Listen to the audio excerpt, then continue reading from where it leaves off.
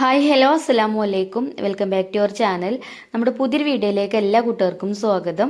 അപ്പോൾ എന്തൊക്കെയാണ് എല്ലാവരെയും വിശേഷം? എല്ലാവർക്കും സുഖമാണെന്ന് വിചാരിക്കുകയാണ്. അൽഹംദുലില്ലാ ഞങ്ങൾക്കും സുഖമാണ് കേട്ടോ. അപ്പോൾ നമ്മളെ കഴിഞ്ഞ വീഡിയോക്കൊക്കെ നിങ്ങൾ തന്ന സപ്പോർട്ടിന് ഒരുപാട് നന്ദിയുണ്ട്. അതുപോലെ തന്നെ നമ്മളെ തുടർന്നുള്ള വീഡിയോസിനും നിങ്ങൾ സപ്പോർട്ട് ഉണ്ടാവുമെന്ന് പ്രതീക്ഷിക്കുകയാണ്. അപ്പോൾ ഇന്നലെ എന്നെ കണ്ടിട്ടില്ലേനില്ലേ? ഇന്നലെ ഞായറാഴ്ചയല്ലേ, അപ്പോൾ ഞാനാണ് ലീവാക്കിട്ടോ. ഞായറാഴ്ച അധികം ആൾക്കാർക്കും ലീവ് തന്നെയല്ലേ ഇക്കാരം. പിന്നെ കുറച്ച് ക്ലീനിങ്ങും കാര്യങ്ങളൊക്കെ ഉണ്ടായിന് വീട്ടിൽ, അപ്പോൾ അതൊക്കെ ചെയ്യാമെന്ന് വിചാരിച്ച്. അപ്പോൾ പിന്നെ എഡിറ്റിംഗ് ഒന്നും ചെയ്യാനുള്ള മൂഡുണ്ടായില്ല. അപ്പോൾ അതുകൊണ്ട് അങ്ങനെ ലീവാക്കിട്ടോ. പിന്നെ എന്നും ഞാൻ അങ്ങനെ കണ്ടാണ്ട് നിങ്ങൾക്കും മടുപ്പ് വരണ്ട, എന്നും തന്നെയല്ലേ കാണുന്നതും. അപ്പോൾ ഇന്ന് ഇതാ കിച്ചണിൽ വന്ന് ബ്രേക്ക്ഫാസ്റ്റ് ഉണ്ടാക്കട്ടോ. ഇത് ഇന്നലെ എടുത്ത വീഡിയോ തന്നെയാണ്, ഞായറാഴ്ചത്തെ വീഡിയോ ആണ്. അപ്പോൾ മക്കളൊക്കെ വീട്ടിലുണ്ട്. അപ്പോൾ ഞാൻ ദോശപ്പൊടി വാങ്ങിയിട്ടുണ്ടായിന് കേട്ടോ കടയിൽ നിന്ന്. ഇതിങ്ങനെ നമ്മളവിടുന്ന് ഒരു സൂപ്പർ മാർക്കറ്റിൽ നിന്ന് വാങ്ങിയതാണ് ഞാൻ. ദോശക്ക് മാവ് നമ്മൾ വീട്ടിലുണ്ടാക്കിയിട്ട് ദോശമാവ് കൊണ്ട് ദോശ ചൂടാന്നല്ലാതെ ദോശപ്പൊടി ഞാൻ ആദ്യമായിട്ടാട്ടോ വാങ്ങിക്കണത്. അപ്പോൾ എന്തായാലും ഒന്ന് ഉണ്ടാക്കി നോക്കുക. നല്ലതാണെങ്കിൽ പിന്നെ ഇതേപോലെ ഒരു പാക്കറ്റൊക്കെ വാങ്ങി വെച്ചാൽ നമ്മൾ മാവൊന്നും കയ്യിലില്ലെങ്കിലും നമുക്ക് പെട്ടെന്ന് തന്നെ ഉണ്ടാക്കാമല്ലോ. അപ്പോൾ ഞാനിവിടെ 2 കപ്പ് ദോശപ്പൊടി എടുത്തിട്ടുണ്ട് കേട്ടോ. അതൊരു പാത്രത്തേക്ക് ഇട്ട് കൊടുത്തിട്ടുണ്ട്. അപ്പോൾ ഇത് അരിയും ഉഴുന്നും ഒക്കെ കൂടെ പൊടിച്ചെടുത്തതാ തോന്നുന്നുണ്ട്. എളുപ്പപ്പണിക്കൊക്കെ നല്ലതാണ്. മാവൊന്നും കൂട്ടി വെക്കും അരക്കൊന്നും വേണ്ടല്ലോ. അപ്പോൾ അതിലേക്ക് 2 കപ്പ് പൊടി പാത്രത്തിൽ ഇട്ട് കൊടുത്തു. 2 കപ്പ് വെള്ളം ഒഴിച്ചിട്ടുണ്ട് കേട്ടോ. വെള്ളം ഒഴിച്ച് ഇതേപോലെ ഇങ്ങനെ മിക്സ് ചെയ്തെടുത്തിട്ടുണ്ട്. അപ്പോൾ ഇങ്ങോട്ട് അടച്ച് വെക്കണം, ഇതിലൊന്ന് കുതിർന്ന് കിട്ടാൻ വേണ്ടിയിട്ട് കേട്ടോ. ഈ അരിപ്പൊടിയല്ലേ, അരിപ്പൊടിയും ഉഴുന്നിൻ്റെ പൊടിയൊക്കെയാണ് തോന്നുന്നുണ്ട്. എന്തൊക്കെയാണ് ഇട്ടിക്കണമെന്നൊന്നും എനിക്കറിയില്ല കേട്ടോ, ഞാൻ പറയാം.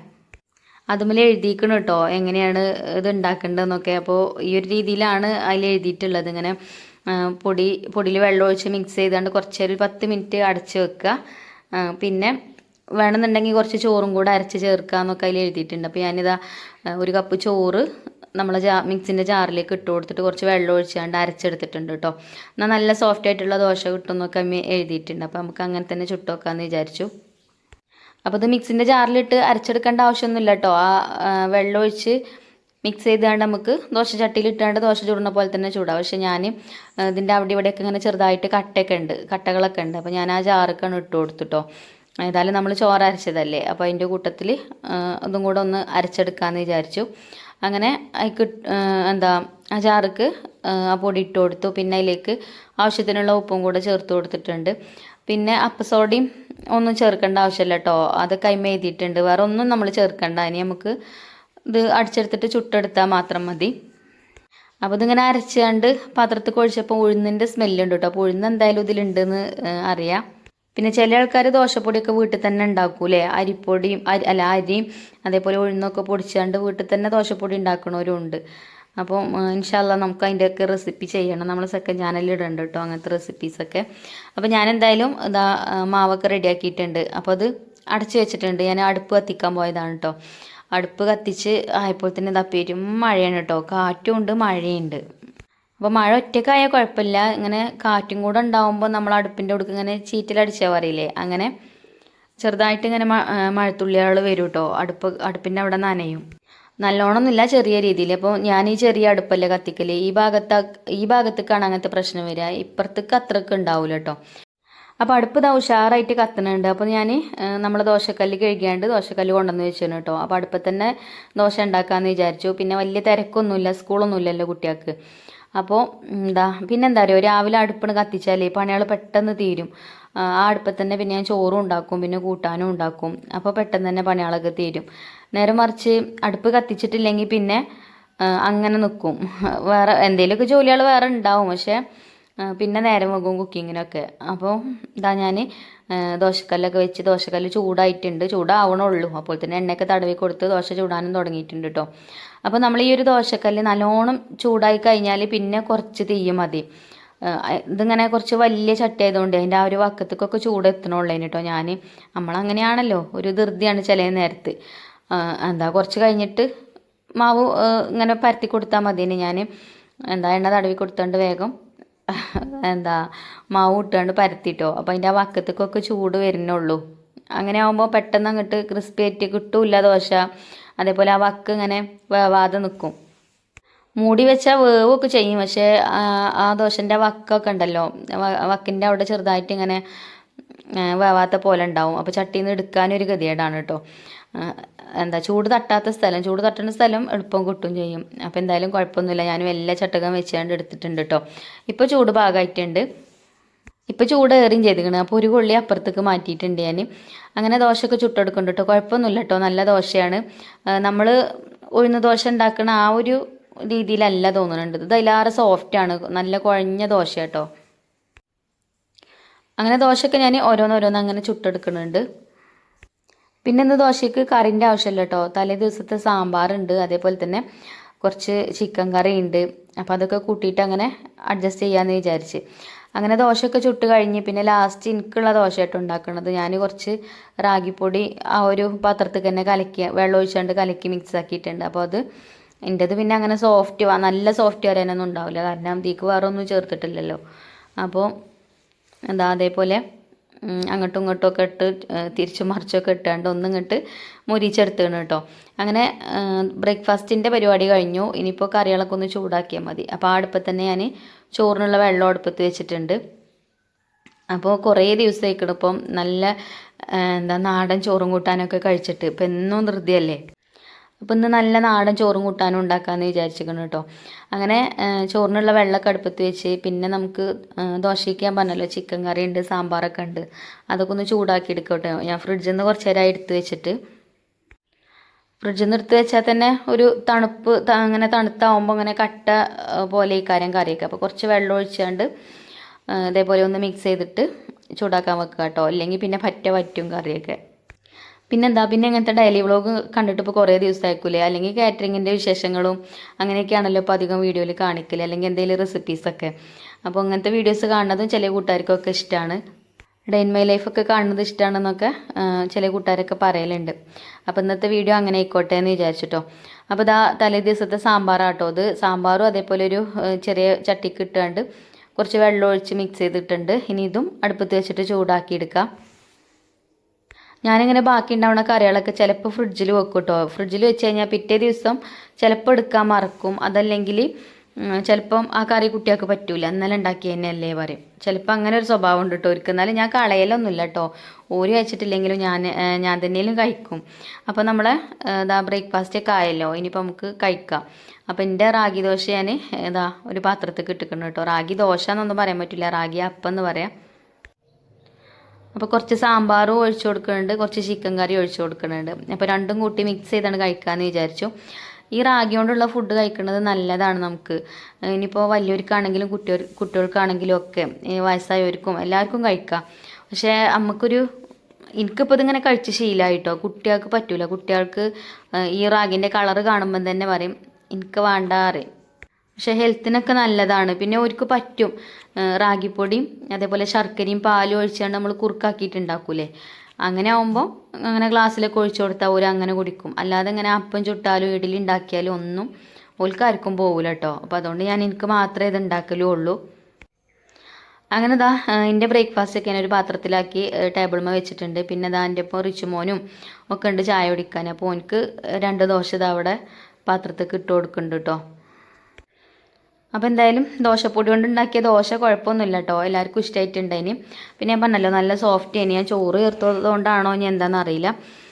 അങ്ങനെ ബ്രേക്ക്ഫാസ്റ്റ് ഒക്കെ കഴിച്ചു. പിന്നെ നമ്മൾ ചോറിന് വെച്ച വെള്ളം തിളച്ചിട്ടുണ്ടായിന്. അപ്പോൾ ഞാൻ അരിയൊക്കെ കഴുകി വെച്ചിന്. അപ്പോൾ ഇനി അരി ഇട്ട് കൊടുക്കാണ് കേട്ടോ. അങ്ങനെ ചോറ് അടുപ്പത്തിട്ടാൽ പിന്നെ പോകുമ്പോഴത്തേന് എന്താണ് കറി ഉണ്ടാക്കണമെന്ന് വെച്ചാൽ ആ കറിയും അതേപോലെ അടുപ്പത്തന്നെ വെച്ചാൽ ചോറും കറിയാവും. പിന്നെ മീനൊന്നും കിട്ടിയിട്ടില്ലെങ്കിൽ പിന്നെ മീൻ കിട്ടോളം നിൽക്കേണ്ടി വരും. അപ്പോൾ പിന്നെ അതിൻ്റെ ഇടയിൽ വേറെ എന്തെങ്കിലുമൊക്കെ പണികളെടുക്കുക. അപ്പോൾ ഞാനും ബാവും ശനിയാഴ്ച ഇങ്ങനെ പൂക്കോട്ടുംപാടത്ത് ചന്തയ്ക്ക് പോയിട്ടുണ്ടായിന് കേട്ടോ. അവിടുന്ന് കുറച്ച് പച്ചക്കറികളൊക്കെ കിട്ടിയിട്ടുണ്ടായിന്, ഒക്കെ വാങ്ങിയിട്ടുണ്ടായിന്. അപ്പോൾ ഈ കയ്പ്പങ്ങ ഉണ്ടല്ലോ, കയ്പ്പങ്ങ 50 രൂപക്കാട്ടോ, അത് കുറേ കയ്പ്പങ്ങ കിട്ടിയാണ്. അപ്പോൾ ഞാൻ വിചാരിച്ചു അതുകൊണ്ട് നമുക്ക് അച്ചാർ ഉണ്ടാക്കാം. അപ്പോൾ അതിൻ്റെ റെസിപ്പി ഞാൻ നമ്മളെ സെക്കൻഡ് ചാനലിൽ ഇടണ്ട കേട്ടോ.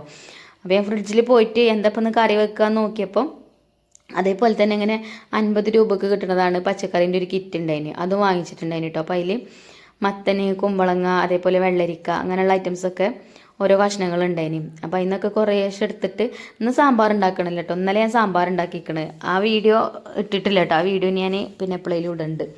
ഇത് ഇന്നലത്തെ വീഡിയോ ആണ്. അപ്പോൾ സാമ്പാർ കഷ്ണം കൊണ്ടുവന്നാൽ പിന്നെ അതിന്മേൽ നമ്മൾ കഷ്ണങ്ങളൊക്കെ കുറച്ചെടുത്ത് ബാക്കി ഫ്രിഡ്ജിൽ തന്നെ വെച്ചാൽ കുറേ ദിവസമൊന്നും ഫ്രിഡ്ജിൽ നിൽക്കില്ല, അപ്പോൾ തന്നെ കേടാവും. അപ്പോൾ ഒരു ദിവസം സാമ്പാറാണെങ്കിൽ പിറ്റേ ദിവസം അതുകൊണ്ട് ഒരു പച്ചക്കറി കറി കേട്ടോ ഞാൻ ഉണ്ടാക്കൽ. അപ്പോൾ ഞാൻ ഉണ്ടാക്കുന്ന ആ കറീൻ്റെ റെസിപ്പി ഞാൻ കാണിക്കുന്നുണ്ട്.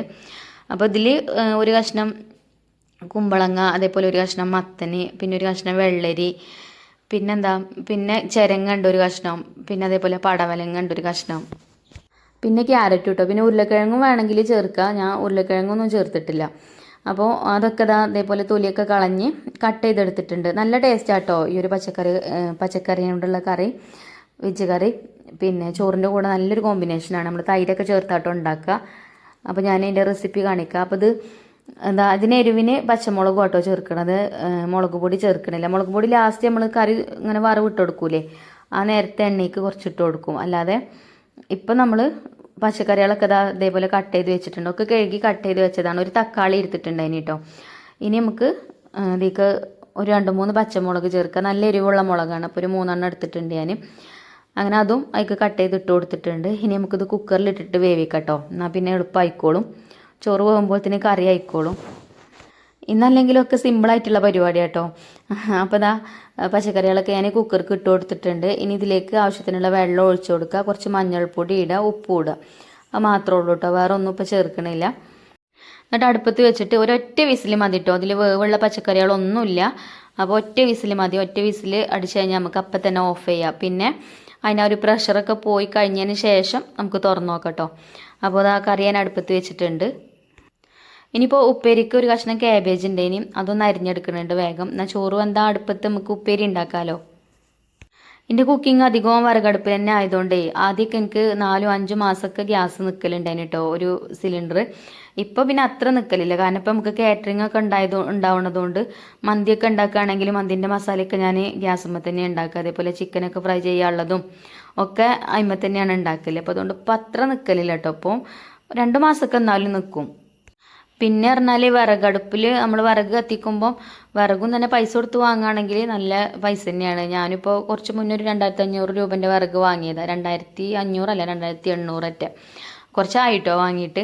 പിന്നെ അതിൻ്റെ കൂടെ ചകിരി അങ്ങനത്തെ ഒക്കെ ഉണ്ടാവും കത്തിക്കാൻ, ചകിരി ചിരട്ട അങ്ങനെയൊക്കെ ഉണ്ടാവും. അപ്പോൾ ചോറൊക്കെ വെന്തയാൻ ഊറ്റി വെച്ച് പിന്നെ അടുപ്പത്ത് നമ്മളെ ഫ്രൈ പാൻ വെച്ചിട്ടുണ്ട് കേട്ടോ. ഈ ഒരു ചട്ടി ഞാൻ എപ്പോഴും പറയണല്ലേ, മീനൊക്കെ പൊരിക്കാനും എല്ലാത്തിനും നല്ലതാണ് ഈ ഒരു ചട്ടി. ഇപ്പം ഞാൻ ഉപ്പേരി ഉണ്ടാക്കാനാട്ടോ അത് വെച്ചിട്ടുള്ളത്.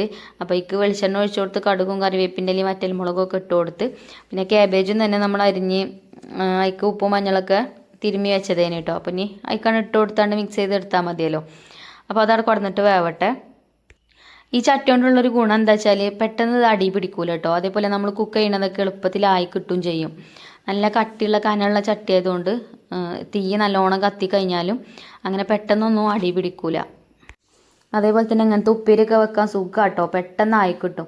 ഇനിയിപ്പോൾ നമ്മൾ ഗ്യാസ് സ്റ്റൗമ്മലൊക്കെയാണ് വെക്കണമെന്നുണ്ടെങ്കിലും നല്ലോണം ചട്ടി നല്ലോണം ചൂടായി കഴിഞ്ഞാൽ പിന്നെ നമുക്ക് ലോ ടു മീഡിയം ഫ്ലെയിമിലിട്ടിട്ട് അങ്ങനെ കുക്ക് ചെയ്യാം. അപ്പോൾ നമുക്ക് ഗ്യാസും ലാഭിക്കാൻ പറ്റും. അപ്പോൾ നമ്മൾ ഉപ്പേരിയൊക്കെ ഞാനിത് ആ ഒരു പാത്രത്തേക്ക് മാറ്റി കൊടുക്കുന്നുണ്ട്. ഇനി ഈ ചട്ടി തന്നെയാണ് കേട്ടോ കഴുകിയാണ്ട് വീണ്ടും അടുപ്പത്ത് വെച്ചിട്ടുള്ളത്.